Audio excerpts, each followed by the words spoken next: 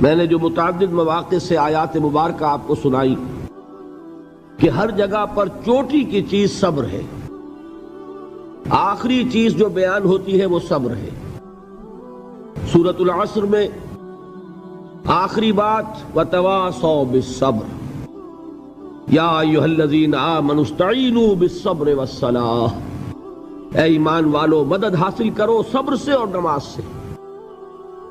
ان اللہ مع الصابرین، اللہ تعالیٰ صبر کرنے والوں کے ساتھ ہے۔ اور پھر آگے چل کر وبشر الصابرین الذین اذا اصابتهم مصیبۃ قالوا انا للہ وانا الیہ راجعون، اے نبی بشارت دیجئے، خوشخبری دیجئے ان صبر کرنے والوں کو کہ جن پر جب بھی کوئی تکلیف یا مصیبت نازل ہوتی ہے تو کہتے ہیں کہ ہم اللہ ہی کے ہیں اور اللہ ہی کی طرف ہمیں لوٹ جانا ہے۔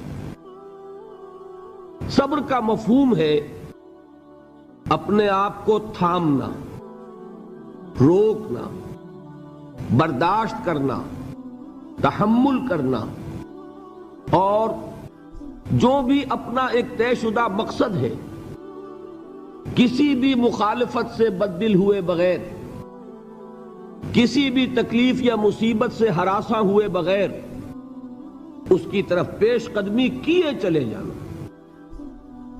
بڑی سخت سردی پڑ رہی ہے، فجر کا وقت ہے، گرم پانی کا اہتمام نہیں ہے، اب اس وقت فجر کی نماز کے لیے اٹھنا، ٹھنڈا پانی اگر ہے تو وضو تو کرنا ہوگا، اس ٹھنڈے پانی سے وضو کرنا، اس وقت لحاف سے نکلنا ہی بہت مشکل، ٹھنڈے پانی سے وضو کرنا اور مصیبت۔ یہ جب تک انسان میں صبر کا مادہ نہ ہوگا ممکن ہی نہیں۔ اس کو کہیں گے صبر علی الطاعہ، اطاعت پر صبر کرنا۔ ناگواری محسوس ہو رہی ہے لیکن اس ناگواری کو برداشت کرتے ہوئے انسان اللہ کے حکم کے اوپر جمع رہے، اللہ کے حکم پر عمل کرے۔ یہ کیا ہے؟ یہ صبر ہے۔ اگر یہ صبر نہیں ہے تو ظاہر بات ہے کہ انسان اللہ کے اس حکم پر عمل نہیں کر سکے گا۔ صبر کا مادہ نہیں ہوگا تو آپ کام نہیں کر سکیں گے۔ اور اسی کا ایک دوسرا رخ ہے، جب آپ دعوت حق کے لیے کھڑے ہوں گے پہلا قدم کیا آتا ہے؟ استہزاء، تمسخر، مذاق اڑانا، جس کی میں مثال اب دینا چاہتا ہوں محمد الرسول اللہ صلی اللہ علیہ وسلم کی شخصیت سے۔ دیکھیے ہم کیا اور ہماری بساط کیا، ہم کیا مبلغ ہوں گے، کیا داعی ہوں گے، ہمارے اپنے دامن پر داغ ہوتے ہیں، لیکن یہ کہ محمد الرسول اللہ کے دامن پر کوئی داغ تھا؟ ان کو تو سارے مکے والے الصادق الامین کہتے تھے، نہایت محبوب شخصیت تھے، ان کے لیے تو جا صادق جا الامین یہ الفاظ سننے میں آتے تھے، آنکھوں کا تارا۔ لیکن جب آپ نے دعوت اب شروع کی، اب قرآن مجید میں دیکھیے کسی نے کہا مجنون ہو گئے، دماغ خراب ہو گیا، پاگل ہو گئے، اجی شاعر ہیں، کچھ شعر جوڑ لیتے ہیں ہم پر دھوس جماتے ہیں۔ کسی نے کہا ساحر ہیں، کچھ جادو سیکھ لیا ہے۔ یہاں تک کہ ایسے بدبخت بھی پیدا ہوئے، قرآن میں ہے ساحر کذاب، سحر کرنے والا جادوگر نہایت جھوٹا۔ یہ الفاظ کہے جا رہے ہیں کس کی شان میں؟ محمد الرسول اللہ صلی اللہ علیہ وسلم۔ قرآن میں نقل کیا گیا یا ایھا الذی نزل علیہ الذکر انک لمجنون۔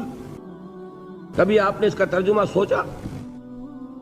ہے وہ شخص، دیکھیے تصور کیجئے حضور جا رہے ہیں، تشریف لے جا رہے ہیں، کسی دعوت میں ہے، تبلیغ میں، یا ویسے ہی تشریف لے جا رہے ہیں، اور کوئی ایک جمگھٹا ہے لوگوں کا، ادھر سے فقرہ آتا ہے، تیر کی طرح لگتا ہے دل میں جا کر محمد کے صلی اللہ علیہ وسلم۔ اے وہ شخص جس کا یہ خیال ہے کہ اس پر کوئی ذکر نازل ہو رہا ہے، ہمارے خیال میں تو تمہارا دماغ خراب ہو گیا ہے۔ یا ایھا الذی نزل علیہ الذکر انک لمجنون، کہا کہ نہیں کہا؟ اور یہ نہ سمجھیے کہ حضور صلی اللہ علیہ وسلم کے قلب مبارک کو تکلیف نہیں ہوتی تھی۔ میں قرآن سے ثابت کروں گا، میں کہیں کوئی کہانیاں بیان نہیں کرنا چاہتا۔ قرآن نے کہا ہے وَلَقَدْ نَعْلَمُ انک یضیق صدرک بما یقولون، اے نبی ہمیں خوب معلوم ہے صلی اللہ علیہ وسلم کہ جو کچھ یہ لوگ کہہ رہے ہیں اس سے آپ کا سینہ بھنجتا ہے، یہ جو گھٹن ہوتی ہے، صدمہ ہوتا ہے۔ انک یضیق صدرک بما یقولون، ہمیں خوب معلوم ہے کہ جو کچھ یہ باتیں آپ کو سننی پڑ رہی ہیں، یہ کڑوی کسیلی باتیں، یہ جو فقرے چست ہو رہے ہیں، استہزاء ہو رہا ہے، تمسخر ہو رہا ہے۔ سورہ حجر میں ہے، ایک جگہ کھڑے ہوئے لوگ قرآن کا مذاق اڑا رہے ہیں، بھائی فلاں آیت تم لے جانا، فلاں آیت میری ہوگی، اس کے ٹکڑے کر رہے ہیں، اس کے ٹکڑے حصے بکھرے کر کے قیمہ بنا کر ان آیات کا تمسخر اڑا رہے ہیں۔ ایک جگہ قرآن مجید میں مذکور ہے کہ فرشتوں کا مذاق اڑ رہا ہے، بھائی یہ دیکھو محمد نے کہا ہے صلی اللہ علیہ وسلم کہ جہنم پر تو کل 19 فرشتے ہیں، علیہا 19 قرآن میں آیت نازل ہوئی۔ ایک پہلوان کہتا بھائی 10 کو تو میں سنبھال لوں گا، باقی 9 کا تم انتظار کر لو۔ یہ باتیں آ رہی ہیں حضور کے کانوں میں، کلام الہی کے ساتھ کیا سلوک ہو رہا ہے، مجھ پر کیا فقرے چست کیے جا رہے ہیں، مجھ پر جس طریقے سے استہزاء اور تمسخر کا رویہ اختیار کیا گیا ہے، دل بھج رہا ہے، دل میں صدمہ ہے۔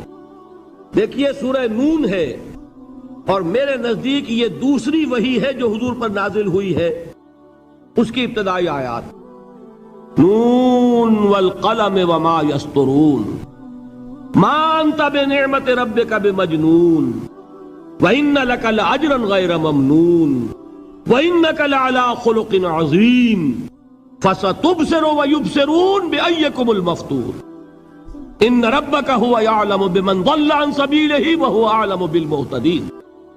نون، قسم ہے قلم کی اور جو کچھ یہ لکھتے ہیں۔ اے نبی آپ اپنے رب کی نعمت سے مجنون نہیں ہیں۔ یہ کیوں کہا جا رہا ہے؟ حضور کو جو صدمہ پہنچا ہے وہی نازل ہوئی ہے دل جوئی کے لیے، تسلی کے لیے۔ آپ کیوں برا منا رہے ہیں؟ اے نبی آپ کیوں صدمہ اور رنج اور اندوہ محسوس کر رہے ہیں؟ ان بدبختوں کے کہنے سے کوئی آپ مجنون ہو جائیں گے؟ مانتا بے نعمت ربک بمجنون وَإِنَّ لَكَ لَأَجْرًا غَيْرَ مَمْنُونَ، آپ کو جو یہ صبر کرنا پڑ رہا ہے، آپ کو جو یہ جھیلنا پڑ رہا ہے، اس کی وجہ سے آپ کو وہ اجر ملے گا جس کا سلسلہ کبھی منقطع نہیں ہوگا۔ وَإِنَّكَ لَعَلَىٰ خُلُقٍ عَظِيمٍ، اور اے نبی آپ تو خلق عظیم کے حامل ہیں۔ آپ کا اخلاق، آپ کا کردار، آپ کی سیرت، آپ کی شخصیت میں طہارت، نفاست، پاکیزگی، آج تک دنیا نے کوئی پاگل، کوئی مجنون ایسا بھی دیکھا؟ یہ ساری باتیں اللہ تعالی حضور کی دلجوئی کے لیے فرما رہے ہیں۔ اس سے آپ اندازہ کیجئے کہ کتنا صدمہ ہوتا ہوگا۔ یہی ہے، اس ساری چیز کو جمع کیجئے تو یہ چیز کیا ہے؟ وَاصْبِرْ عَلَىٰ مَا يَقُولُونَ وَاهْجُرْهُمْ هَجْرًا جَمِيلًا، صبر کرو اے نبی، صبر کرو اے محمد صلی اللہ علیہ وسلم، جھیلو اور برداشت کرو اس پر جو یہ کہہ رہے ہیں۔ یریدون لیطفئوا نور اللہ بافواہہم، یہ چاہتے ہیں کہ اللہ کے نور کو اپنے منہ سے بجھا دیں، پھونکے مار کے ہی بس۔ نور خدا ہے کفر کی حرکت پہ خندہ زن، پھونکوں سے یہ چراغ بجھایا نہ جائے گا۔ یریدون لیطفئوا نور اللہ بافواہہم واللہ متم نورہ ولو کرہ الکافرون، یہ چاہتے ہیں کہ اپنے منہ کی پھونکوں سے اللہ کے نور کو بجھا دیں، حالانکہ اللہ تعالیٰ تو اپنے نور کا اتمام فرما کر رہے گا، خواہ ان کافروں کو کتنا ہی ناگوار ہو۔ اس کی ترجمانی ہے نور خدا ہے کفر کی حرکت پہ خندہ زن، پھونکوں سے یہ چراغ بجھایا نہ جائے گا۔ یہی وجہ ہے، دیکھیے مکی صورتوں میں خود نبی اکرم صلی اللہ علیہ وسلم کو اتنے مختلف پیرایوں میں صبر کا حکم دیا گیا۔ کچھ مثالیں میں دے چکا ہوں، وَلِرَبِّكَ فَاصْبِرْ، اسی طریقے سے وَاصْبِرْ كَمَا صَبَرَ أُولُو الْعَزْمِ مِنَ الرُّسُلِ، اے نبی صبر کیجئے جیسے کہ صبر کیا ہمارے اولو العزم رسولوں نے۔ وَاصْبِرْ وَمَا صَبْرُكَ إِلَّا بِاللَّهِ، اے نبی صبر کیجئے اور آپ کا صبر تو اللہ ہی کے سہارے ہے۔ وَاصْبِرْ لِحُكْمِ رَبِّكَ، یہ سورہ نون جس کی ابتدائی آیات میں نے آپ کو سنائی، نون والقلم وما یسطرون ما انت بنعمت ربک بمجنون. اس کا اختتام کیا ہوتا ہے؟ وَاصْبِرْ لِحُکْمِ رَبِّكَ وَلَا تَكُنْ كَصَاحِبِ الْحُوتِ اِذْ نَادَىٰ وَهُوَ مَكْظُومٌ. اے نبی صبر کیجئے اپنے رب کے فیصلے کا، انتظار کیجئے اور اس مچھلی والے کے مانند نہ ہو جائیے. مچھلی والا کون؟ حضرت یونس علیہ السلام. مچھلی والے نے اپنے دینی حمیت اور غیرت جو تھی اس کی وجہ سے اللہ کے حکم کا انتظار نہیں کیا، اپنی قوم کو چھوڑ کر چل دیے. نبی کا، رسول کا یہ معاملہ ہوتا ہے جیسے کہ آپ کو معلوم ہے کوئی افسر ہے کسی حکومت کا، وہ اپنی پلیس آف ڈیوٹی کو نہیں چھوڑ سکتا. He must stick to his place of duty. بڑے افسرز کے لیے تو یہ بہت بہت اہم بات ہے. تو اے رسول، جہاں آپ کو ہم نے تعینات کیا ہے آپ وہاں سے ہل نہیں سکتے کہ ذرا مخالفت ہوئی، لوگوں نے فقرے چست کیے اور آپ کہیں اور چل دیے. دفع ہوئیے، یہ بات نہیں سننا چاہتے، میں کسی اور کو سناؤں گا. ہو سکتا ہے نا؟ ہم تو کرتے ہیں نا یہ، اس لیے کہ ہمیں تو اللہ نے کہیں تعینات تو نہیں کیا نا. اگر ایک جگہ کے لوگ بات نہیں سنتے، چلو بھائی ہم کہیں اور جائیں گے، وہاں بات سنائیں گے. لیکن رسول کا معاملہ ہوتا ہے جو اس کی پلیس آف اپوائنٹمنٹ ہے، he cannot leave his place without the express permission of Allah سبحانہ و تعالی. آپ نے یہ سنا ہوگا، سیرت کی تقاریر میں پڑھا ہوگا کہ مدینے کی طرف ہجرت کی اجازت حضور نے تمام صحابہ کو دے دی. خود منتظر رہے جب تک کہ اللہ کی طرف سے اجازت نہیں آ گئی. حضرت ابو بکر پوچھتے رہتے تھے حضور اجازت آ گئی کہ نہیں؟ نہیں ابھی نہیں آئی. حضور اذن آ گیا؟ نہیں آیا. ابھی نہیں آیا. حبشہ کی طرف سب کو بھیج دیا، اجازت دے دی جو جانا چاہے چلا جائے.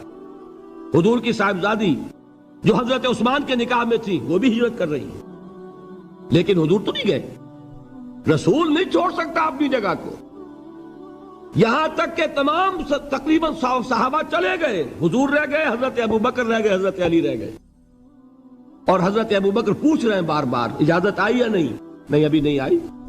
حضرت عائشہ نے واقعہ بیان کیا کہ ایک روز اچانک دوپہر کے وقت ہم نے دیکھا کہ حضور نے اپنے پورے جسم کو ڈھانپا ہوا ہے، چہرے کو بھی کپڑے میں ڈھانکا ہوا ہے اور تشریف لا رہے ہیں. یہ اس میں تعجب کی بات یہ کہ عرب میں آج بھی آپ کو معلوم ہے کہ یہ چیز جو ہے ان کی روایات کے خلاف ہے کہ دوپہر کے وقت کوئی کسی سے ملنے جائے. یہ وقت جو ہے قیلولے کا ہے، آرام کا ہے. تو این ٹھیک دوپہر کے وقت تشریف لائے حضور. آپ نے آ کے حضرت ابو بکر سے فرمایا کہ اجازت آ گئی ہے. حضرت ابو بکر نے بہت خوش ہو کر ایک بات کہی، حضور میں نے 2 اونٹنیاں تیار کی ہوئی ہیں. یعنی اب آپ وہ تو سوچتے تھے نا شاباش ملے گی کہ میں نے تیاری کی ہوئی ہے. میں نے 2 اونٹنیوں کو خوب کھلا پلا کے فربا کیا ہوا ہے، بڑی توانا ہے تاکہ ہم تیزی کے ساتھ سفر کر سکیں. حضور نے توقف کیا، فرمایا ہاں ٹھیک ہے، 1 اونٹنی میں استعمال کروں گا لیکن میں اس کی قیمت ادا کروں گا. حضرت ابو بکر کی آنکھوں میں آنسو آ گئے. روتے ہوئے کہا حضور مجھ سے یہ مغایرت، کیا یہ جان اور مال کسی اور کے لیے ہے؟ آپ مجھ سے بھی کہہ رہے ہیں میری اونٹنی جو ہے وہ بھی بلا معاوضہ آپ قبول نہیں فرما رہے. یہ ہے محمد الرسول اللہ کی غیرت اور حمیت کا معاملہ. اب دیکھیے ایک بات عجیب ہے، یہ ربط اپنے ذہن میں رکھیے. اللہ تو صبر کی تلقین کر رہا ہے اپنے رسول کو، اور رسول یہی تلقین کر رہے ہیں اپنے صحابہ کو. صبر کرو، جھیلو، برداشت کرو، ہاتھ مت اٹھانا، کوئی جوابی کارروائی نہیں ہوگی، بلکہ اپنے اوپر جھیلو جو کچھ جھیلنا ہے، ڈٹے رہو، پیچھے مت ہٹنا، یہ صبر ہے. لیکن ہاتھ اٹھانے کی اجازت نہیں.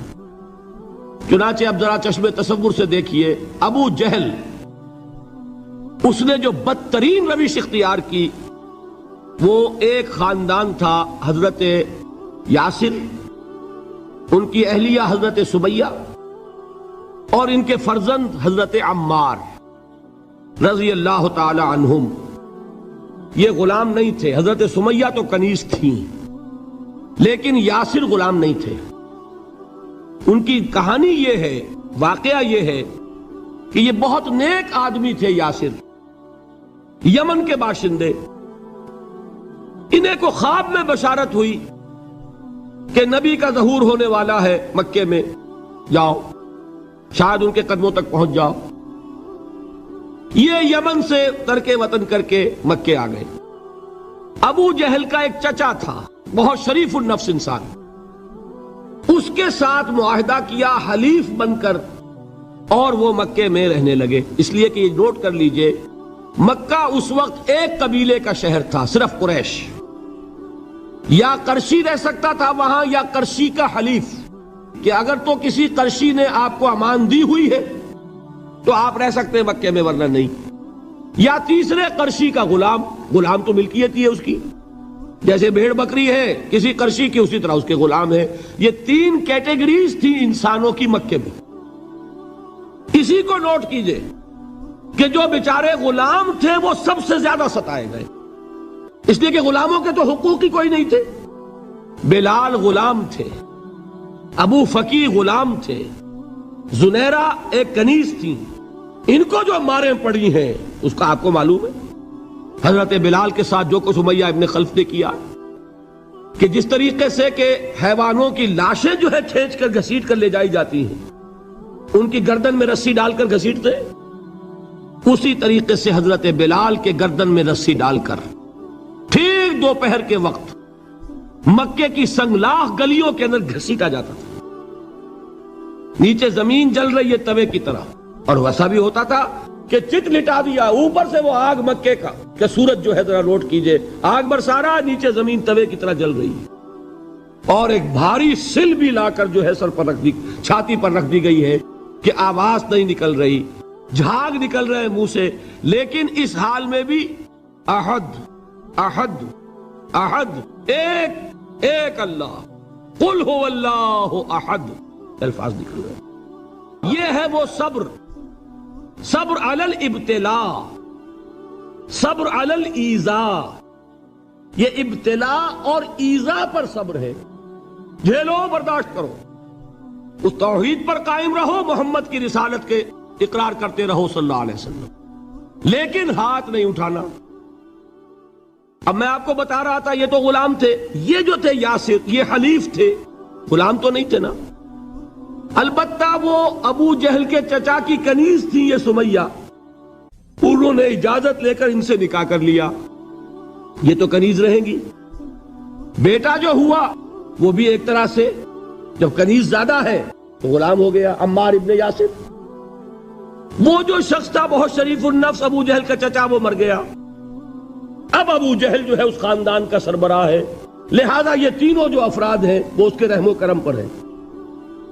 یاسر کو بھی پروٹیکشن اگر ہے تو ابو جہل کی ہے، ابو جہل جو چاہے کرے، اور سمیہ تو کنیز ہے ہی، اس کا تو کوئی حق ہے ہی نہیں، جو چاہے کرے، اور عمار ان دونوں کا بیٹا ہے، لہذا بدترین معاملہ کیا ابو جہل نے ان تین افراد کے ساتھ۔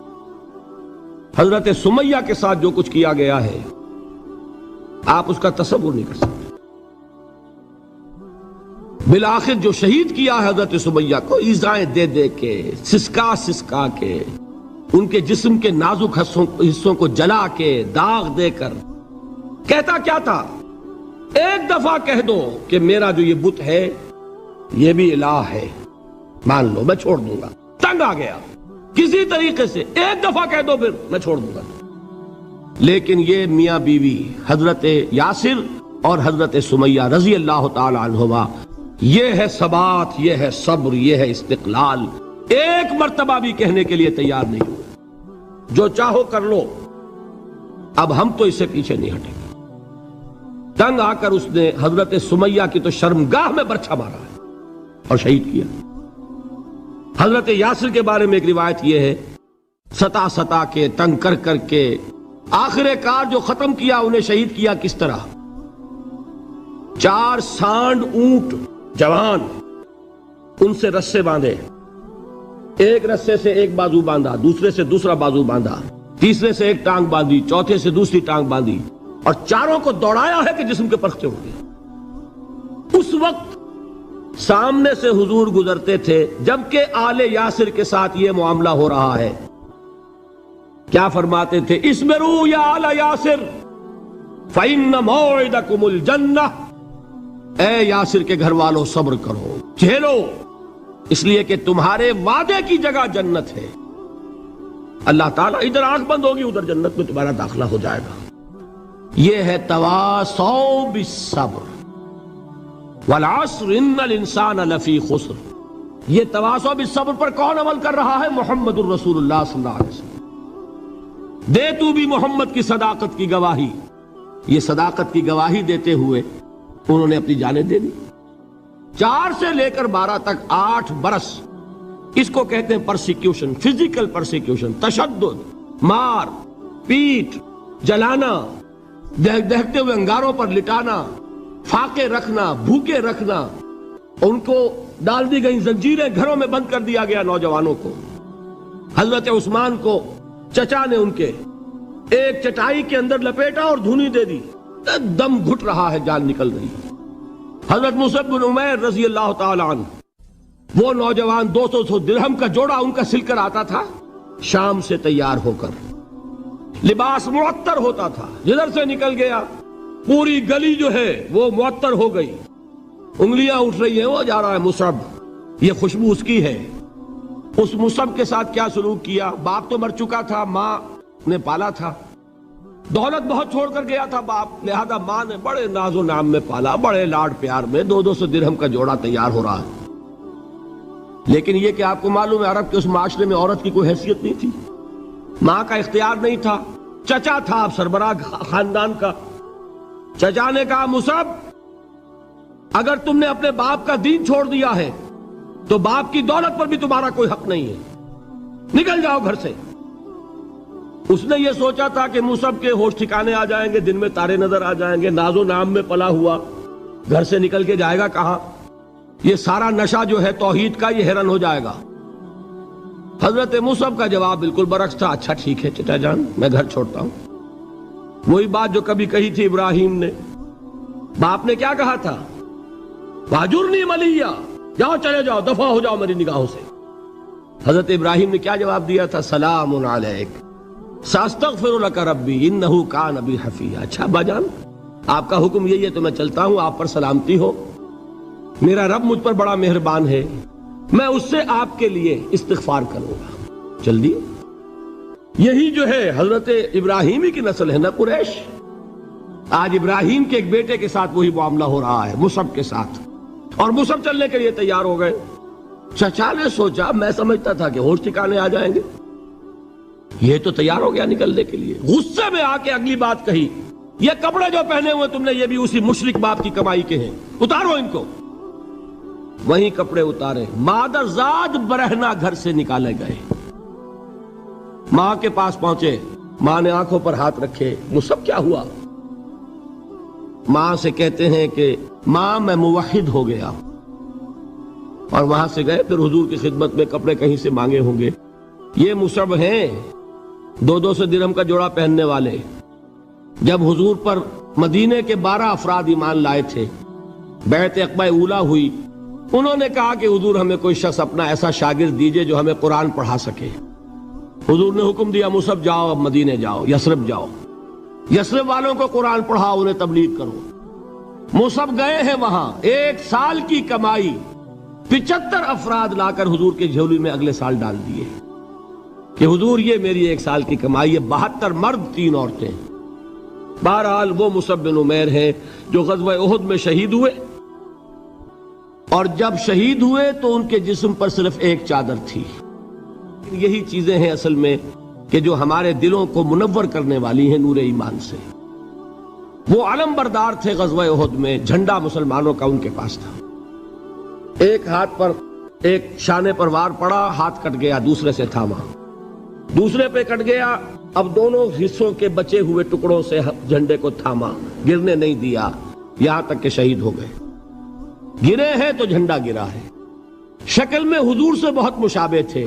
خبر اڑ گئی کہ محمد شہید ہو گئے صلی اللہ علیہ وسلم. یہ مصعب بن عمیر کا واقعہ ہے.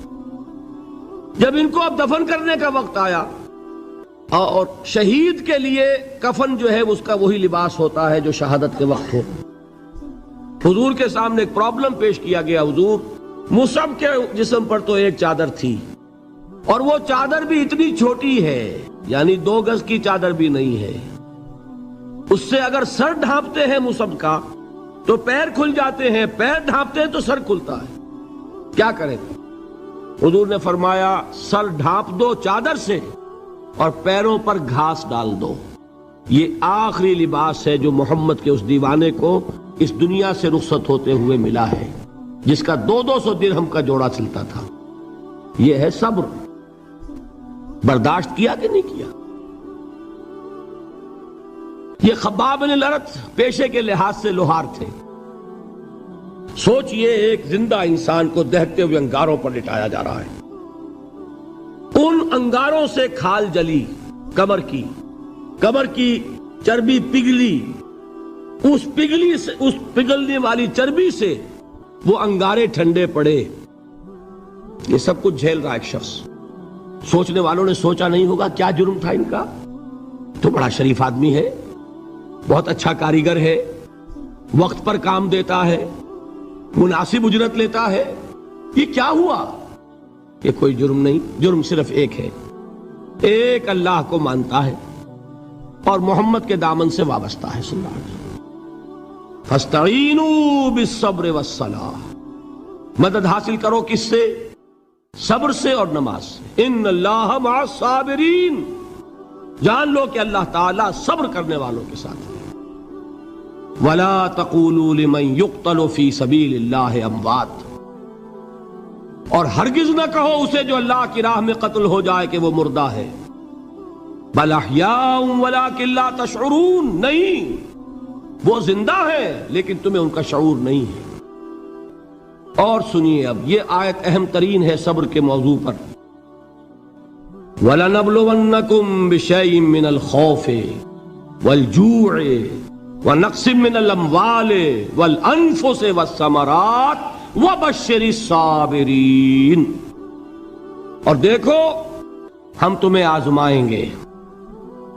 وَلَنَبْلُوَنَّكُمْ، ہم لازماً آزمائیں گے تمہیں، بِشَيْءٍ مِّنَ الْخَوْفِ، خوف کی کیفیت طاری کر کے، والجوع، بھوک، فقر اور فاقہ، ونقص من الاموال، مالی نقصان، والانفس، جانی نقصان، والثمرات، اور ثمرات، پھلوں اور میووں کا نقصان۔ میرے نزدیک یہاں پر ثمرات کا مفہوم ایک اور بھی ہے۔ ایک تو صاف تھا کھجور کی فصل تیار ہے، غزوہ تبوک جانے کا حکم مل گیا، کون اتارے گا؟ اور کھجور وقت پر اتری نہیں، برباد ہو جائے گی۔ یہ ہو رہا ہے نا میووں کا نقصان۔ اور میرے نزدیک یہاں یہ بھی ہے، بسا اوقات بہت سی محنتوں کا نتیجہ انسان دیکھتا ہے کہ ضائع چلا گیا، میں نے 10 سال محنت کی، حاصل کوئی نہیں نکلا۔ یہ ثمرات کیا ہے؟ محنتیں، محنتوں کے ثمرات کا ضیاع۔ کوشش آپ نے کی، قسمت کی خوبی دیکھیے، ٹوٹی کہاں کمن، 2-4 ہاتھ جب کے لبے بام رہ گئے۔ Be prepared.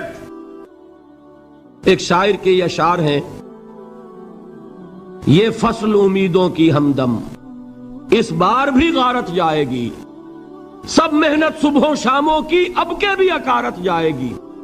میرے نزدیک یہ ثمرات کا جو لفظ یہاں آیا ہے، وَنَقْصٍ مِّنَ الْأَمْوَالِ وَالْأَنفُسِ وَالثَّمَرَاتِ، سب محنت صبحوں شاموں کی اب کے بھی اکارت جائے گی۔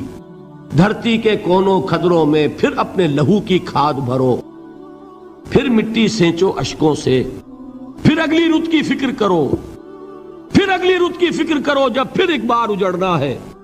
ایک فصل پکی تو بھر پایا، تب تک تو یہی کچھ کرنا ہے۔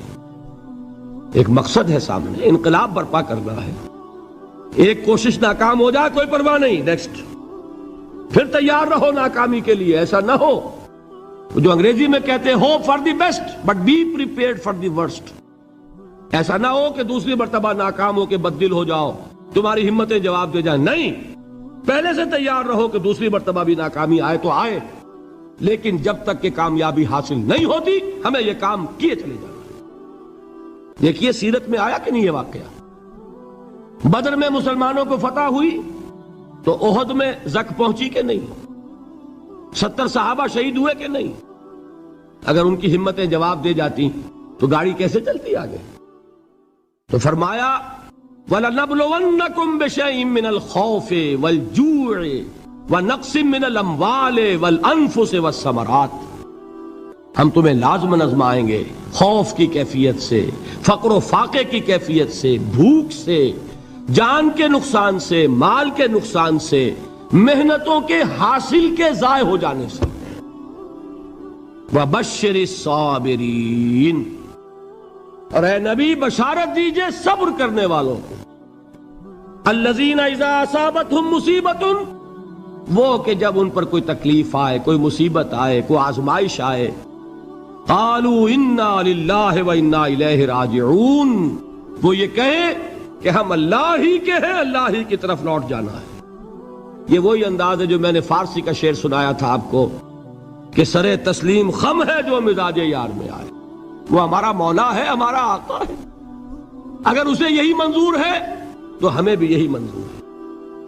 میں نے تسلیم و رضا کی بات کی تھی نا، آپ کو کچھ شعر سنائے تھے، ایک شعر اور سنیے، اور یہ کس کا ہے؟ محمد علی جوہر کا۔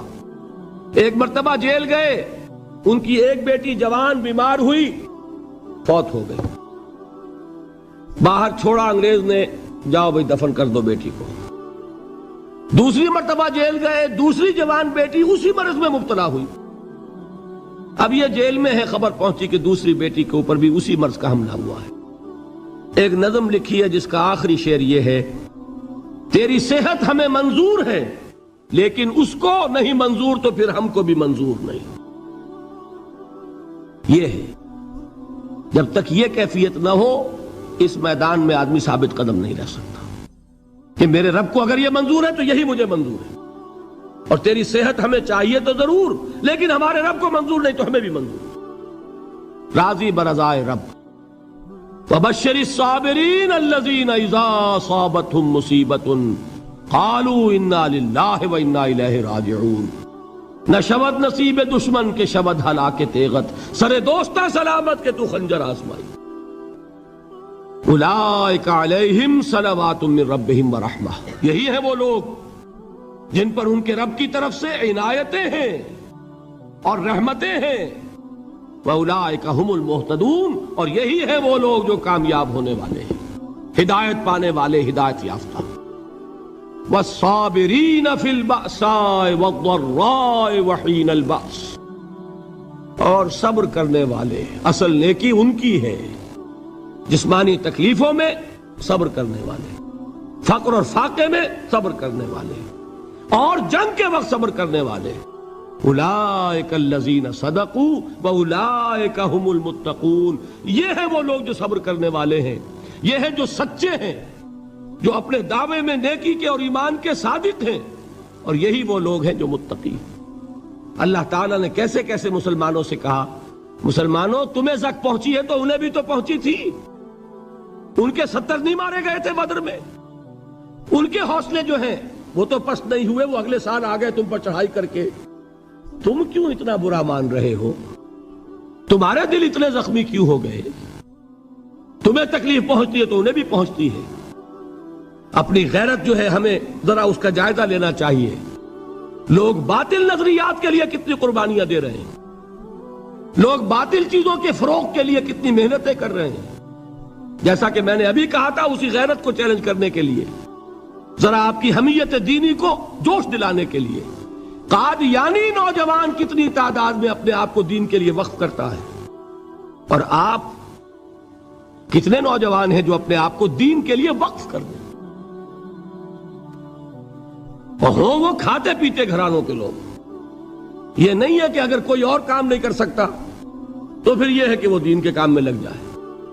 باصلاحیت لوگ، کھاتے پیتے لوگ، ذہنی استعداد رکھنے والے لوگ، اونچے گھرانوں کے لوگ، وہ وقف کریں اپنے آپ کو دین کے لیے۔ اس کے بغیر کیسے باہر آ جائے گی، کیسے رونق آ جائے گی؟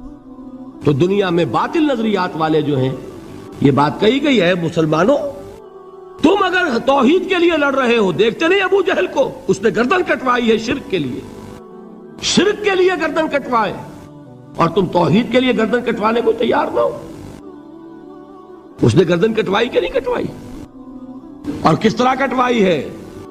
چونکہ بڑا متکبر قسم کا، فرعون قسم کا شخص تھا، جب گردن کاٹنے لگے تو کہتا ہے ذرا نیچے سے کاٹنا، تاکہ جب تم نیزے کے اوپر چڑھاؤ میری میرے سر کو تو اونچا نظر آئے معلوم ہو سردار کا سر ہے. وہ بدبخت مرتے ہوئے بھی جو اس کی کیفیت تھی نا اس کو ذہن میں رکھیے. تو یہ اس لوگوں نے قربانیاں دی، جانیں دی. تو فرمایا اگر تم ان سے زیادہ قربانی نہیں دو گے، یہ نوٹ کر لیجئے اس کو، مجرد اگر حق کو غالب کرنا اللہ کے ذمے ہو تو آنے واحد میں غالب کر دے گا، تمہیں تکلیف ہی دینے کی ضرورت نہیں.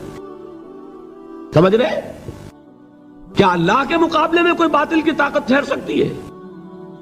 یہ تمہارے ایمان کا امتحان ہے، یہ تمہارے خلوص کی آزمائش ہے، یہ تمہارے امتحان کا ثبوت درکار ہے کہ اللہ تعالیٰ دیکھنا چاہتا ہے تم اس کے لیے اپنی جانیں قربان کرنے کو تیار ہو کہ نہیں، تم اس کے لیے تن من دھن لگانے کو تیار ہو کہ نہیں. اور یہ جان لو کہ اگر کفار اور مشرکین اور ملحدین اور باطل نظریات والے وہ جو کچھ قربانیاں اپنے باطل نظریات کے لیے دے رہے ہیں ان سے زیادہ اگر تم نہیں دو گے تو حق غالب نہیں ہوگا. انہوں نے جو صبر کیا ہے اپنے باطل نظریات پر، اگر تم اس سے زیادہ صبر کا ثبوت نہیں دو گے اپنے اس حق پر تو حق غالب نہیں ہوگا. اس لیے فرمایا یا ایھا الذین آمنوا اصبروا وصابروا. نہ صرف یہ کہ صبر کرو بلکہ صبر میں اپنے دشمنوں سے آگے نکلو، ان کے صبر سے بڑھ کر صبر کرو. ورابطوا، مرابطہ کہتے ہیں چوکس رہنا، ہوشیار، پہرا دو. ایسا نہ ہو کہ دشمن جو ہے غفلت میں تمہارے اوپر کوئی حملہ جو ہے کر بیٹھے. واتقوا اللہ، اور اللہ کا تقوی اختیار کرو، لعلکم تفلحون، تاکہ تم فلاح پاؤ. یہ ہے حضرات تواصوا بالصبر.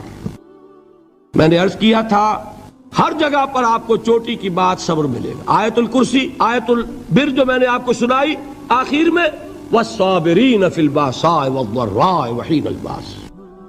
حامیم السجدہ وما یلقاها الا الذین صبروا وما یلقاها الا ذو حظ عظیم.